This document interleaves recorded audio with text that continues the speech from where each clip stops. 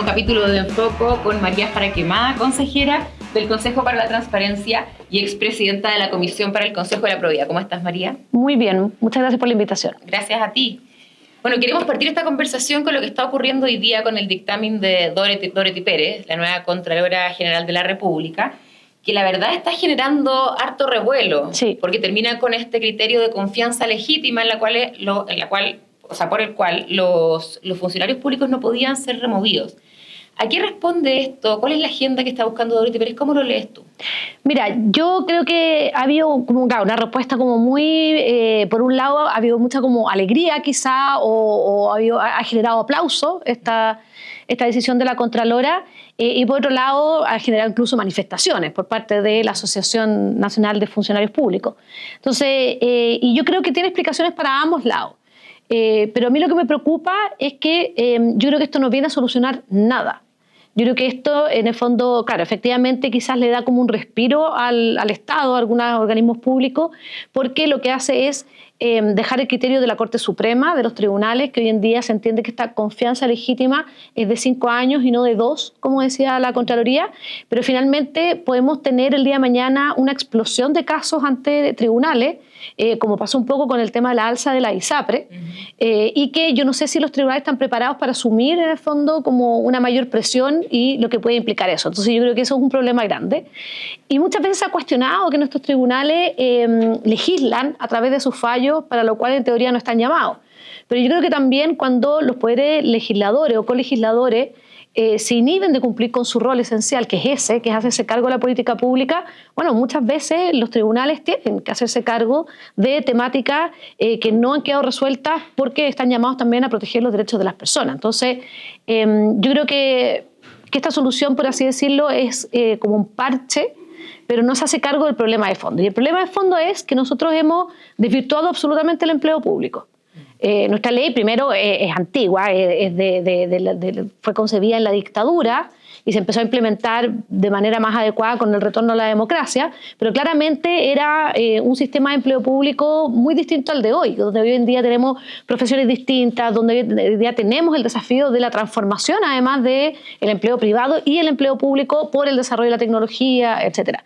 Entonces, primero no concibe como ese concepto, pero además en el fondo se generó el empleo público pensando en lo que hacen la mayoría de los sistemas de empleo público, que tú tienes que tener un servicio civil profesional, que sea técnico, que sea imparcial, que sea independiente de los ciclos políticos, en el fondo que sean funcionarios y funcionarias de Estado, y que tengan cierta estabilidad, ¿ya? Eso buscan casi todos los sistemas, la estabilidad es un pilar de los sistemas. Y por lo tanto que se ingrese por concurso, y eso también nos da la garantía a todas las personas que queramos ser parte del empleo público porque tenemos vocación, porque son buenos empleos, porque yo tengo el perfil del cargo, que podamos competir en igualdad de condiciones y que, por así decirlo, como se dice en buen chileno, que gane él o la más mejor.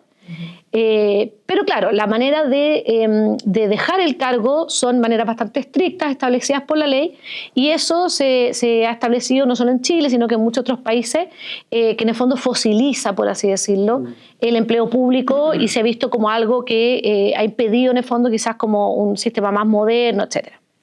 El problema de eso es que nosotros, en vez de hacernos cargo, como muchas veces lo hacemos, buscamos como la válvula de escape, la salida más fácil, en vez de pensar, bueno, entonces cómo reformamos esto y modernizamos el empleo público. Y lo que se hizo fue que básicamente como que se estancó ese estamento que es el de planta, y se empezó a agrandar a través de trámites legislativos, la ley de presupuesto, etcétera. O sea, esto fue una decisión de los colegisladores conscientes de empezar a agrandar la contrata o los honorarios, que son empleos que per se se consideraban como accidentales. O sea, la flexibilidad que no te daba la ley le encontraron una forma por el lado. Una forma por el lado, pero que en el fondo era un empleo que estaba concebido como más precario, excesivamente discrecional, es decir, yo te nombro a ti porque sí, porque a mí me gusta, porque yo quiero, y no necesariamente tú tienes las competencias del cargo, y eso tiene muchas deficiencias, porque en el fondo estamos hablando de funcionarios de gobierno en vez de Estado en cargos que en teoría no son de exclusiva confianza, cargos que incluso pueden ser técnicos. Estamos hablando de personas que pueden estar ahí por las razones equivocadas, por razones de amistad, por razones de recompensa política, y eso va creando también lo que se ha llamado el patronazgo, que en el fondo tú creas como patronas o patrones de fondo, donde las personas confunden y la lealtad no es con el servicio público, sino con la persona que me puede sacar a discrecionalidad. Incluso aunque sean personas con la mayor ética e integridad, son personas que también tienen que velar por su sustento. Entonces muchas veces no van a llevarle la contraria a las jefaturas si es que eso va a implicar que sean removidas. María, ¿pero tú crees que esto podría forzar de alguna manera? Porque si esto se va a judicializar y se va a hacer insostenible, como ocurrió con el caso de las ISAPRES, por ejemplo, ¿podría forzar que efectivamente tengamos un nuevo estatuto de empleo público, que es lo que llevamos como chuteando hace tanto tiempo? O sea, yo espero que no lleguemos al extremo de lo de las ISAPRES. En el fondo, lo que acá no se espera es que haya un, comillas, supremazo. Pero claro, podría ser, pero yo no veo que eso vaya a pasar en el corto plazo. Y yo creo que lamentablemente lo que hemos visto es que en el fondo el Poder Legislativo y Ejecutivo no se han hecho cargo de este tema. Yo el único proyecto de ley que he visto en la materia fue del presidente Piñera en el gobierno anterior, pero que lo presentó la última semana, el último mes, entonces era evidente que no se iba a discutir. Y lo lamentable es que hay mucho acuerdo en esta materia. O sea, habrán detalles en los cuales podemos disentir, pero si tú miras, el Centro de Estudio Público ha hecho bastante sobre el tema. El año 2019 hubo una propuesta de 4 centros de estudio que tienen una mirada política distinta e ideológica, si tú quieres decirle distinta, pero que así todos se sentaron y estuvieron muy de acuerdo. Enrique Rajevich también ha hecho muchas recomendaciones. Pivotes pero no, presentó una iniciativa Pivotes también, y que tuvo un apoyo gigantesco. Sí. O sea, fue la primera o la segunda más votada, si no me equivoco. La cuarta, sí. pero en el fondo, pero mucha votación. O sea, tiene apoyo, porque se habla de que este es un tema poco sexy, como muy tecnócrata, de una élite, pero la verdad es que no, la ciudadanía entiende perfectamente esto y entiende que para ella, o sea, y va a tener un impacto en su vida el tener mejores funcionarios, funcionarios más contentos, funcionarios de carrera, funcionarios que saben hacer su trabajo, que no tienen miedo a que los cambios de gobierno los van a sacar, y que por lo tanto va a tener un impacto en su vida y saben eso. No quieren tener un Estado más eficiente, no quieren tener personas apitutadas solo porque son de tal partido político o porque son amigas de o porque son parientes de, no quieren. Entonces la ciudadanía lo entiende perfecto, pero el problema es que esto es muy cómodo para el statu quo. Claro. Es muy cómodo porque, y todos los gobiernos te dicen lo mismo, pero después cuando llegan actúan igual que el anterior en el fondo, y es cómodo esto. Entonces te permite a ti un poco poner a tus personas, y ahí nos lleva a otra discusión que quizás puede ser un poco incómoda, pero bueno, es legítimo que los gobiernos que ganan una elección popularmente puedan también poner en ciertas posiciones de confianza a sus personas que trabajaron para llegar ahí. Nosotros queremos tener partidos políticos fuertes, queremos que haya cuadros militantes, y esas personas tienen la legítima expectativa de cuando llegan al gobierno, gobernar. Pero entonces establezcamos cuáles van a ser esos cargos. Cuáles son los cargos de exclusiva confianza donde nosotros permitimos que se nombre a personas que quizás no son de mi mayor simpatía, quizás, qué sé yo, pero bueno, son las personas de confianza por las cuales la mayoría votó y eligió y tienen que llegar a gobernar. Y María, ¿es clara esa separación hoy entre la confianza y lo que es la planta o ese servicio civil estable que busca? Es que es divertido, porque si tú miras la Constitución y las leyes, en teoría sí. O sea, la Constitución, las leyes te dicen claramente estos son los cargos de exclusiva confianza, te dicen que el empleo público es profesional, es técnico, es imparcial, que la planta, que se rige por concursos públicos, pero como hemos sobreutilizado el recurso de la contrata y los honorarios, eso se ha desvirtuado. Y hoy en día tú tienes que un 30% aproximadamente del gobierno central, porque ya municipio es un misterio. Tenemos 3 cifras distintas. El Consejo para Transparencia tiene una cifra, Horizontal sacó otra cifra, DIPRES tiene otra cifra, entonces ahí tenemos claramente un problema.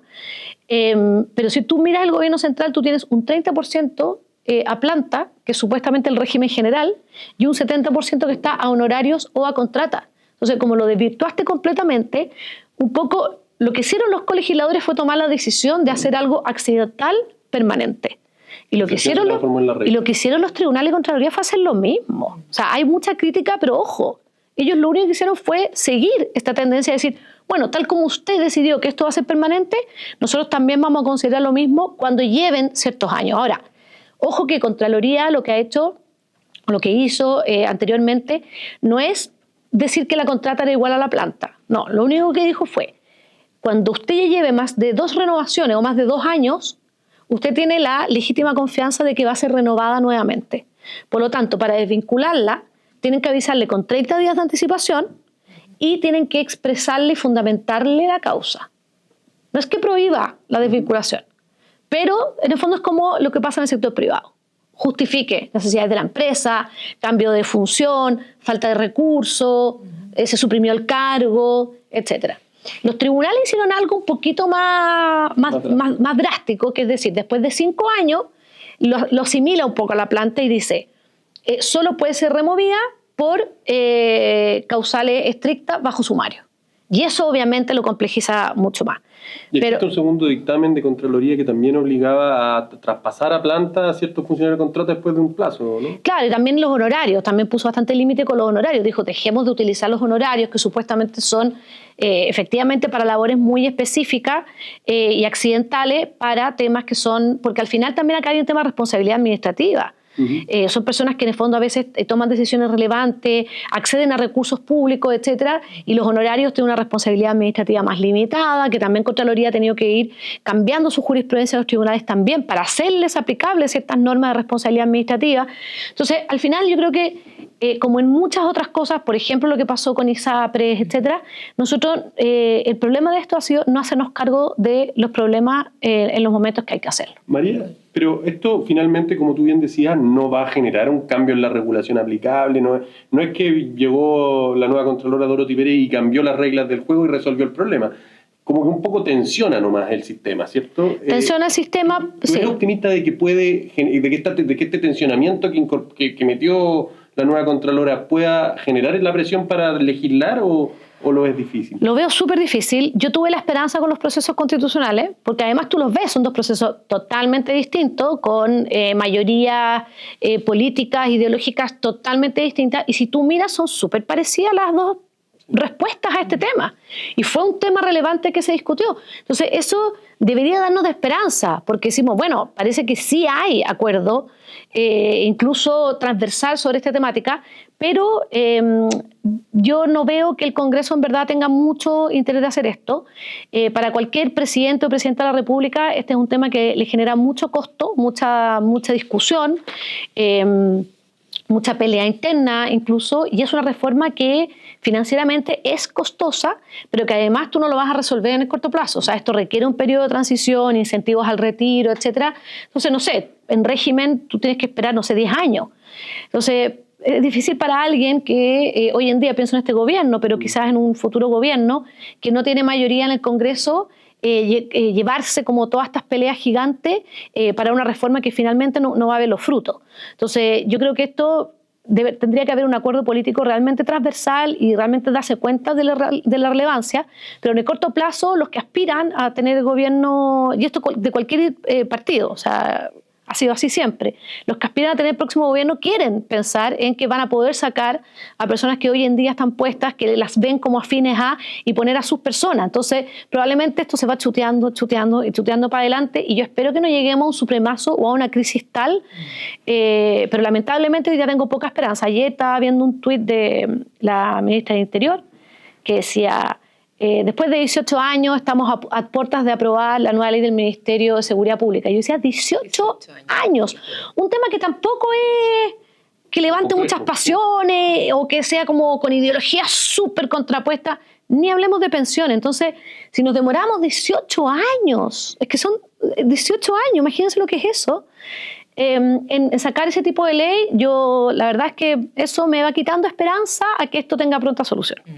Oye, María, y pasando a otro tema, bueno, hemos sido testigos en el último año, la verdad, desde que estalló el caso Hermosilla, de estas redes que se fueron desentrañando a través de los WhatsApp para poner jueces en el sistema judicial, para cargos, para tener información privilegiada sobre causas. Y esto también ha generado una desconfianza brutal respecto de cómo funciona el país, un poco de cómo funcionan las instituciones. ¿Cómo lo ves tú este caso en particular? O sea, ¿consideras que este tráfico de influencia ha dejado al descubierto algo más extendido en las redes de poder de Chile o es una cosa un poco más circunstancial? Es difícil saberlo. Mira, yo soy abogada, pero yo no litigo, no tengo como experiencia judicial.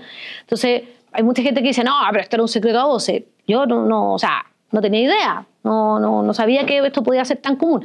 Sí habían salido temas con los nombramientos antes, o sea, eso no sé si es sorpresa, pero este vínculo como tan cercano entre abogados, fiscales, jueces, yo como no soy de ese mundo, no tenía idea.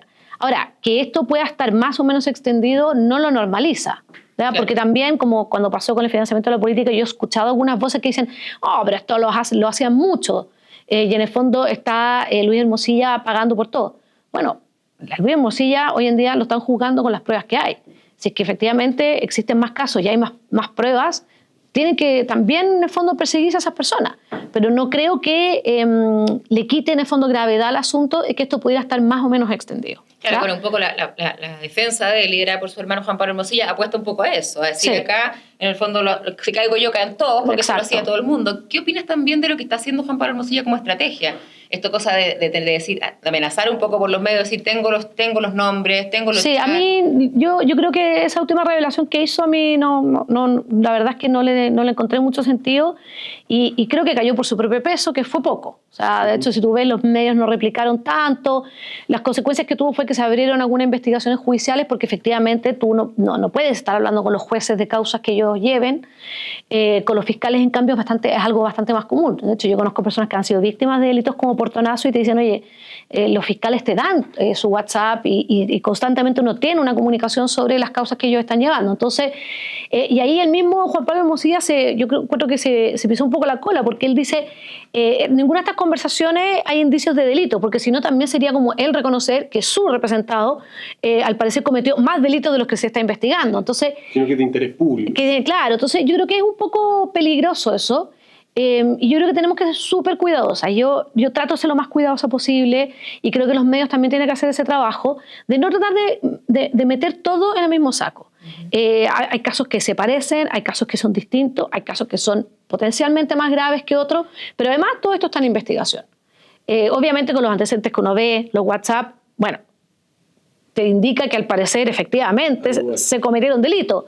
Pero al final del día es un tribunal. Ninguno de nosotros tiene la potestad, en privado podrá comentar cosas y todo, pero ninguno de nosotros tiene la potestad de decir que esa persona es culpable hasta que lo diga un tribunal. Entonces, yo creo que igual, a pesar de que nos baja la ansiedad, y yo creo que efectivamente los tribunales y el sistema judicial tienen que empezar a procesar estos casos mucho más rápido. O sea, pues lo del caso SQM es una locura. O sea, todavía todo eso no se resuelve y ocurrió hace 10 años atrás. Pero yo creo que la estrategia es vieja, es una estrategia vieja, pero creo que es un poco irresponsable con nuestra institucionalidad, porque el caso Hermosilla va a pasar y nuestra institucionalidad tiene que quedar. Y nosotros estamos en una crisis de seguridad, en una crisis de alza de crimen organizado, y esa es la misma institucionalidad que se tiene que hacer cargo de ese tipo de hechos. Entonces, tirar el mantel y llevárselo todo, claro, te puede servir, que yo tengo dudas además, de que sirva, pero te puede servir en tu estrategia, en tu caso particular, pero al final del día, en el fondo, estás desmantelando la institucionalidad completa. María, ¿cuánto del caso Hermosilla y la figura del propio Luis Hermosilla está en los incentivos y reglas institucionales de designación de autoridad y de juez en este caso? ¿Y cuánto es responsabilidad individual de quienes participaron de esto? Porque uno dice, el sistema hace necesario a los Hermosilla, los pone ahí, sí. En el fondo consagra a los Hermosilla como una institución. ¿Cuántos más Luis Hermosilla hay? Sí. ¿O cuánto es básicamente responsabilidad de los jueces que participaron, sí, y que en el fondo incumplieron ciertos consensos básicos de cómo se tiene que desempeñar su cargo? O sea, para mí hay de las dos. Yo creo que nosotros no podemos no considerar que acá hay responsabilidades personales. Porque por mucho que haya vacío o que haya espacios, uno puede escoger cómo llena esos vacíos y cómo actúa ante esos vacíos. Y aquí en el fondo hay responsabilidades individuales y personales al respecto. Pero también yo creo que es tapar el sol con una mano, creer que todo esto se soluciona con la ética personal o con la moral individual, y entender que cuando la institucionalidad deja esos vacíos, bueno, alguien empieza a darle respuesta y empieza a llenar esos espacios. Y eso está súper estudiado, está súper demostrado. Entonces, claramente acá como no había reglas formales, como no había procedimientos, no había criterios más objetivos, se empezaron a llegar a través de reglas informales, instituciones informales, a través de discrecionalidad, a través de amiguismo, y eso al final es súper difícil de cambiar después, porque en el fondo genera una forma de hacer las cosas que todos nos acostumbramos y es muy difícil de cambiar. Obviamente hay situaciones, yo creo, muy dispares. Hay situaciones que efectivamente hubo reglas informales, hubo conversaciones informales, pero que no necesariamente implican tráfico de influencia, y hay otras que al parecer sí podían implicar tráfico de influencia. Entonces yo creo que también ahí hay que hacer una distinción, o sea, también meter todo en el mismo saco no está bien. Pero efectivamente cuando tú ves, y esto se sabía hace tiempo, ¿verdad? O sea, hubo un intento de reforma en el gobierno anterior, pasó también, se discutieron los dos procesos constitucionales, hay propuestas de la propia Corte Suprema hace 10 años atrás, entonces tampoco nos tiene que sorprender de que efectivamente acá estaban operando mucho más los mecanismos informales que los formales, y por lo tanto aquellos que tenían cierto acceso a redes, etcétera, que tenían más posibilidades de acceder a cargo y que por lo tanto los méritos y la trayectoria no eran lo más relevante, que es lo que debiera ser. Hay un estudio súper bueno de Yanira Zúñiga sobre cómo esto opera en contra de las mujeres. Y es algo que no pasa solo en Chile. Pero si tú miras la estructura del Poder Judicial, la mayor cantidad de personas son mujeres que están ahí. Pero en general han estado en los cargos más abajo. Ahora históricamente son más mujeres en la Corte Suprema, pero es histórico. Y eso pasa porque efectivamente cuando tú para ir subiendo necesitas en el fondo de redes y necesitas como de audiencias y reuniones informales, las mujeres que generalmente han estado fuera del poder no tienen esas redes y esas audiencias informales. Entonces resulta que quedan invisibilizadas. Entonces pasa que yo tengo que nombrar a alguien y se me ocurren 3, 4 nombres que normalmente van a ser hombres, y puede que haya mujeres igual de competentes o hasta más competentes, pero son menos visibles. Entonces también esa estructura de ese modo también genera un techo de cristal muy potente para las mujeres y para personas que quizás vienen de regiones, que vienen de niveles socioeconómicos distintos. Entonces, si nosotros de verdad queremos tener una sociedad en el fondo que no discrimine, una sociedad que sea mucho más equitativa, las reglas formales, los criterios objetivos ayudan más a que eso ocurra, a que cuando lo dejamos a las redes personales, interpersonales y las audiencias informales. María, hace algunos días Ipsos sacó un estudio sí, donde decía que 3 de cada 4 personas creen que hay mucha corrupción en Chile. ¿Qué opinas tú? ¿Es una apreciación justa considerando un poco cómo está la corrupción hoy día en el país? También cuando uno ve casos internacionales que son de repente más escabrosos que esto. Bueno, tú prendes la tele y es la sensación que te da. O sea, en general en la televisión estamos viendo constantemente casos de posible corrupción y hemos visto un desfile de autoridades y exautoridades en tribunales. Entonces yo creo que esa percepción no es tan injusta. Lo que pasa es que efectivamente tú tienes que preguntarte, bueno, ¿cuál es la percepción y cuál es la realidad? ¿No? ¿Cuál es la percepción y cuál es la realidad? Y también esa corrupción siempre ha ocurrido y ahora la estamos conociendo más. Quizás toda nuestra reforma institucional está funcionando y estamos pudiendo detectar estos casos y lo estamos llevando a juicio y sancionando. Esa es una de las posibilidades. Otra es que también nosotros hemos mejorado nuestros estándares. Lo que, no sé, a principios del año 90 tú considerabas un pituto, hoy día puede ser considerado tráfico de influencia. De hecho, si tú miras, el delito de cohecho estuvo 125 años sin ser modificado. Una coma, nada, se mantuvo así. Y la sanción que tenía al principio de los 90 era de multa e inhabilidades. O sea, no era considerado tan grave. Los 20 años siguientes se modificó 5 veces. Eso te quiere decir que ha habido un cambio de estándar de lo que nosotros, la exigencia que esperamos, la expectativa que tenemos de integridad y transparencia de nuestras autoridades. Entonces yo creo que han cambiado muchas cosas. Es muy difícil saber si somos más corruptos o no. Pero lo que sí es que la percepción interna choca con todos los indicadores externos o internacionales, por así decirlo, o más objetivos.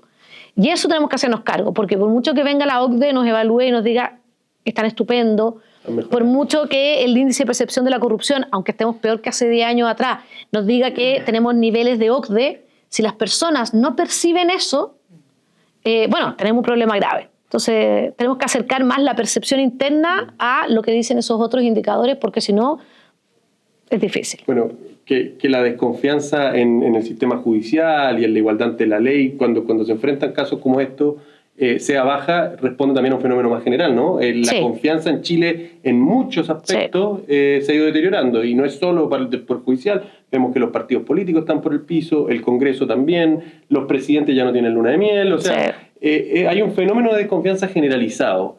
Muchos han planteado reforma al sistema político como la tuerca que hay que apretar. ¿Cómo lo ves tú?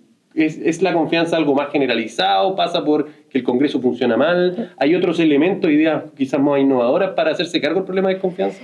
Mire, yo me he ido convenciendo con el tiempo que nosotros tenemos una percepción alta de corrupción, no solo por los casos que conocemos, sino por la desconfianza.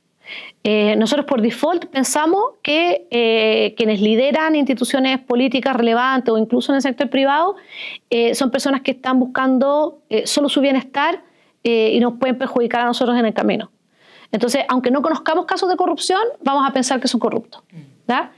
Y eso es porque yo creo que nosotros tenemos una crisis de confianza relevante, es mundial, o sea, la crisis de confianza en los partidos políticos, en la democracia representativa es mundial, pero en Chile estaba bastante acentuada, y si tú miras las cifras, a partir del año como 2010 y ya más acentuadamente el 2014 empieza como a aumentar mucho más esta desconfianza. Y yo creo que los partidos políticos son primero los más afectados, o sea, según la encuesta pueden estar en un 2%, 6%, pero ya bajo. En la encuesta Bicentenario, la última, creo que sacaron un 1%, el margen de error de la encuesta es mayor, o sea, imagínate. Puede que no haya nadie que los quiera. Exacto. Y eso, para mí, ahí está el asunto. O sea, nosotros tenemos un problema en el sistema político, tenemos un problema de que cuesta llegar a acuerdos, pero para mí el principal problema son los partidos políticos.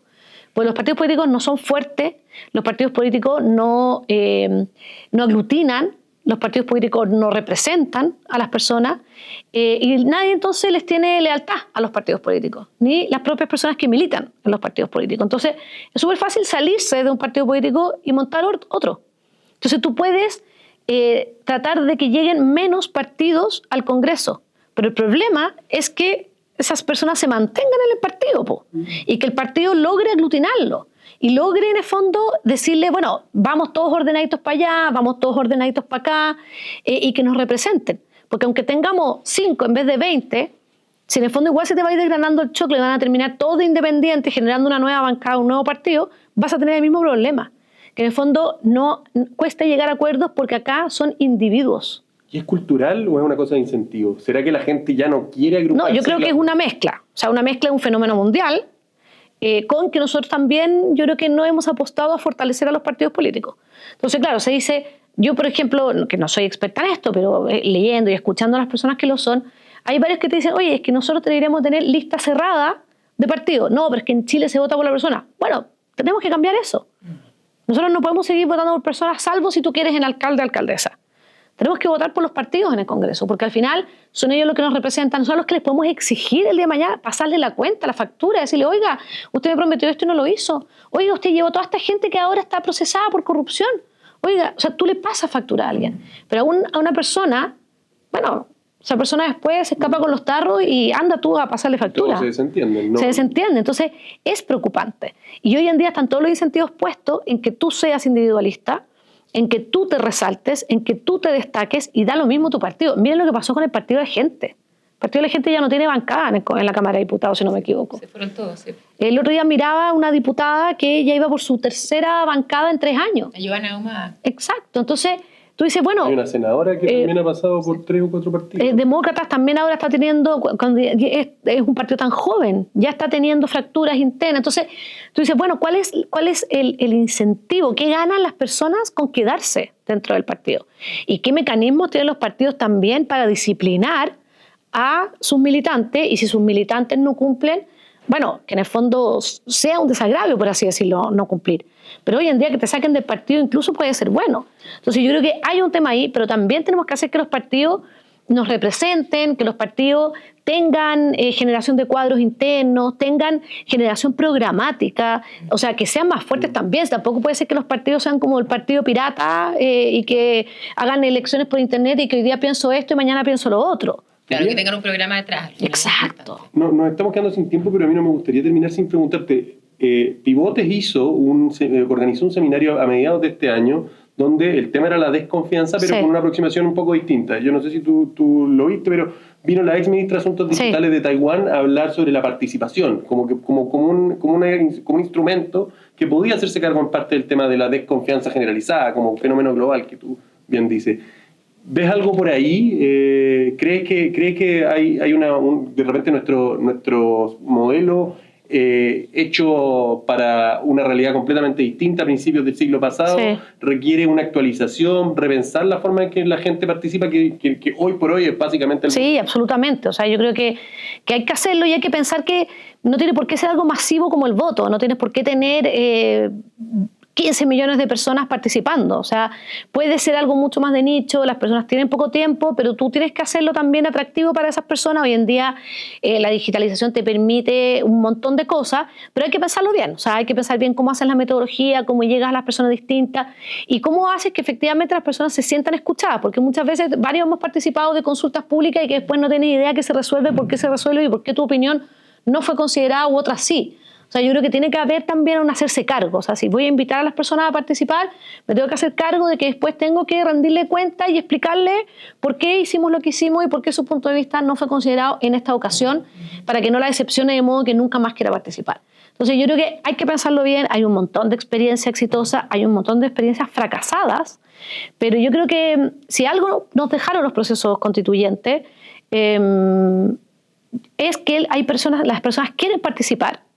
Y efectivamente hay que pensar mucho mejor cómo hacemos, cómo canalizamos eso, pero también pensando en que tú las vas a invitar a participar en un contexto de desconfianza. Entonces, por eso mismo yo creo que tienes que ser mucho más cuidadoso en cómo devolverle más a la gente, darle más explicaciones a la gente para que no sienta que esto es solo simbólico. Entonces, yo creo que hay ganas de hacerlo. Yo creo que Chile tiene... Yo veo un montón como de materia prima, por así decirlo, en Chile, como de posibilidades de verdad, de que a pesar de todas estas crisis, nosotros tenemos una institucionalidad relativamente fuerte, nosotros tenemos personas mucho más educadas, mucho más formadas. Dentro de América Latina, que es un continente súper desigual, tenemos mucho más penetración de Internet, o sea, tenemos más capacidad de hacer cosas que muchos de los países vecinos, pero yo creo que tenemos que creernos el cuento. Yo siento que no sé si coincide con nuestro ocaso en el fútbol o qué, pero siento que estamos como muy de capa caída, como que en general siempre hemos sido un poco más negativos, ¿ya? No somos como los argentinos que uno incluso se ríe un poco de que se creen mucho el cuento, pero nosotros nos vamos mucho por el otro lado. Muy yo creo que, claro, tenemos que empezar a creer un poco más el cuento y ver que en el fondo, dentro de toda esta crisis mundial y esta crisis regional, Chile igual ha logrado mantener muchas cosas. Pasamos 2 procesos constituyentes y mira, acá estamos todavía. O sea, nuestros gobiernos terminan sus gobiernos, etcétera. Entonces, yo creo que hay mucho que se puede hacer, pero yo creo que hay que pensarlo bien, no hay que ser tampoco demasiado idealista.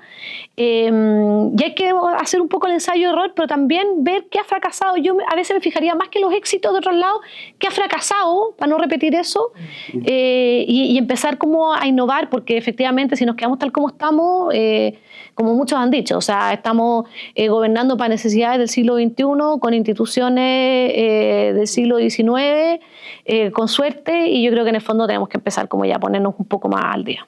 Definitivamente. Bueno, muchas gracias, María. No, gracias a usted.